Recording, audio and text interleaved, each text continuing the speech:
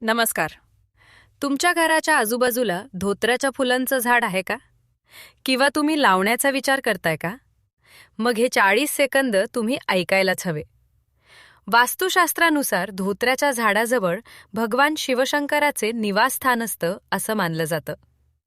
रविवार आणि मंगळवारी धोत्रा रोप लावल्यास उत्तम लाभ मिळतो असंही म्हणतात.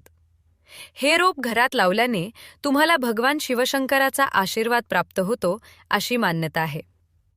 विशेष वर्गात मोडणारी ही वनस्पती असली तरी सुद्धा याचे आरोग्याच्या दृष्टीने अनेक लाभ आहेत. सगळ्यात महत्त्वाचं म्हणजे एक ज्योतिषशास्त्रीय उपाय. जर तुमच्या नोकरी किंवा व्यवसाय संबंधात काही अडचणी असतील तर तुम्ही तुमच्या आजूबाजूला असणाऱ्या धोत्र्याच्या झाडाची रोज सकाळी पूजा करा आणि त्याला दूध आणि पाणी अर्पण करा. त्यामुळे नोकरी व्यवसायातील अडचणी दूर होतात असंही म्हणतात. फक्त लक्षात ठेवा, धोत्र्याची फळं विषारी असतात, त्यामुळे ती लहान मुलांपासून दूर ठेवा.